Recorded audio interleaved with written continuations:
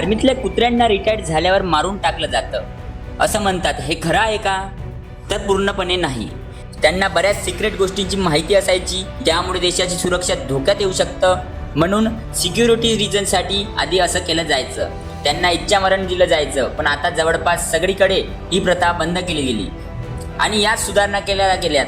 भारतात 2015पर्यंत भारतीय आर्मीच्या कुत्र्यांना रिटायरमेंट नंतर किंवा त्याच वय झालं असेल किंवा तो आजारी पडला असेल तर त्याला दयामरण दिलं जायचं, कारण त्यांना चांगल्या फॅसिलिटीज देण्याची अडचण किंवा सिक्युरिटी रिझन दिलं जायचं. पण 2015 नंतर दिल्ली हायकोर्ट दाखल केल्या याचिकेनंतर सरकारने ही पद्धत थांबवली आणि आता रिटायर्ड कुत्र्यांना पुनर्वसन केंद्रात पाठवलं जातं किंवा दत्तक दिलं जातं. फक्त जास्त सिरियस किंवा एखादा त्रासदायक आजार असेल तरच त्याला दयामरण दिलं जातं.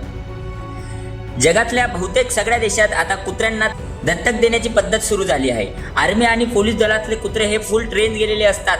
त्यात त्यांना बॉम्ब किंवा RDF शोधणं, ड्रग शोधणं, बचाव कार्य करणं, संशयित व्यक्तीचा शोध घेणं हे स्किल शिकवले असतात. रेमाउंट वेटरनरी कोर्स आणि पोलीस दलातला K9 पथक हे या कुत्र्यांचंच मेन ट्रेनिंग सेंटर आहे. आर्मी किंवा पोलीस दलात normally Labrador, German shepherd, Belgium मॅलिनॉइज आणि गोल्डन रिट्रीवर या जातींचे कुत्रे पाळले जातात, कारण सध्या कुत्र्यांपेक्षा हे जास्त चपळ, हुशार आणि लॉयल असतात. यामुळे कामासाठी परफेक्ट बसतात. अनेक मोठ्या केसेसमध्ये यांचा मोठा वाटा असतो. किरकोळ गुन्ह्यांपासून ते मुंबई हल्ल्यांपर्यंतच्या ठिकाणी देखील यांची मदत घेतली जात आहे आणि त्यांनी वेळोवेळी स्वतःला आपण या कामात किती बेस्ट आहोत हे प्रूव्ह करून दाखवले आहे. पण ज्यावेळी हे कुत्रे रिटायर्ड होतात त्यावेळी त्यांना खऱ्या मदतीची गरज असते. ट्रेनिंग नंतर साधारणतः 8 ते 10 वर्ष त्यांनी सर्व्हिसमध्ये ठेवलं जातं आणि नंतर रिटायर्ड केलं जातं, कारण एवढ्या काळात त्यांची शारीरिक क्षमता कमी झालेली असते. तर काही कुत्र्यांना जखमी झाल्यामुळे किंवा काही आजार असल्यामुळे रिटायर केलं जातं आणि मग याचं रिहॅबिलिटेशन केलं जातं. रिटायरमेंट नंतर या कुत्र्यांना रिहॅबिलिटेट करणं इतकं सोपं नसतं. याची एक पद्धत असते. रिटायरमेंट नंतर आधी त्याचे मेडिकल चेकअप, वॅक्सिनेशन आणि बाकी असलेली ट्रीटमेंट केली जाते.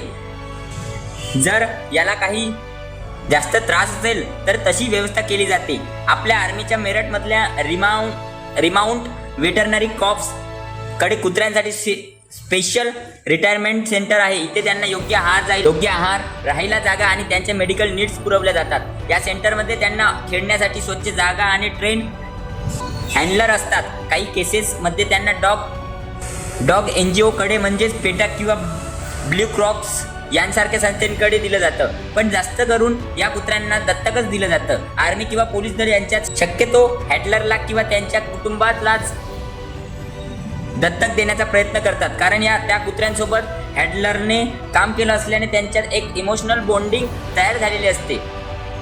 पण जर हँडलर कुत्र्याला दत्तक घेऊ शकत नसेल तर मग सामान्य लोकांना तो कुत्रा दत्तक दिला जातो. पण यासाठी नियम आहेत, जसं की दत्तक देणाऱ्या व्यक्तीची आर्थिक परिस्थिती तपासली जाते. तो व्यक्ती त्याची काळजी घेऊ शकतो का, त्याला ठेवायची पुरेशी जागा आहे का, हे सगळं तपासलं जातं. दत्तक देण्याच्या आधी त्याला नवीन वातावरणात राहण्याचं ट्रेनिंग ही दिलं जातं. रिटायर्ड कुत्र्यांना मेहनत करावी लागत नाही, त्यामुळे त्यांना साध्या पाळीव प्राण्यांसारखं वागायचं कसं हेही शिकवलं जातं. या प्रोसेसमध्ये बरेच NGO या कुत्र्यांना घर शोधायला मदत करतात आणि चांगली फॅमिली त्यांना मिळवून देतात आणि याबद्दल लोकांना अवेअरही करतात. या कुत्र्यांना आर्मी किंवा पोलिसांसारखी शिस्त आणि सतत कामात राहण्याची सवय असते, त्यामुळे रिटायरमेंट झाल्यानंतर त्यांना इमोशनल आधाराची गरज असते. यात गमतीचाच भाग असा आहे की त्यांनाही बऱ्याचदा थेरपी किंवा सायकोलॉजिकल ट्रीटमेंट दिली जाते. या पद्धतीने त्यांचा ताणतणाव कमी केला जातो. पण आजही रिटायर्ड कुत्र्यांना सांभाळणे हे आर्मी आणि पोलीस दलासाठी एक मोठं चॅलेंज आहे, कारण रिटायर्ड कुत्र्यांचे मेडिकल चेकअप, त्यांचा आहार, त्यांचा राहायला जागा, यासाठी मोठ्या प्रमाणात फंड पाहिजे आणि सरकारी फंड हा खूप कमी असतो. त्यामुळे बऱ्याच वेळा NGOवर अवलंबून राहावं लागतं. भारतात कुत्र्यांना दत्तक देण्याची संस्कृती अजूनही डेव्हलप झालेली नाही. शक्यतो सगळेच लोक कुत्र्याचं छोटं पिल्लू पाळतात, प्रायोरिटी देतात. त्यामुळे रिटायरमेंट कुत्र्यांना दत्तक घेण्यासाठी लोकांना अवेअर करण्याची गरज आहे. आर्मी किंवा पोलीस दलातले हे कुत्रे देशासाठी सुरक्षेसाठी आपलं आयुष्य समर्पित करतात. त्यांच्या रिटायरमेंट नंतर त्यांना सांभाळणं म्हणजे एक प्रकारे त्यांचा सन्मान करणं आहे. जर तुम्ही अजूनही YouTube चॅनलला सबस्क्राईब केलं नसेल तर ते लगेच सबस्क्राईब करा.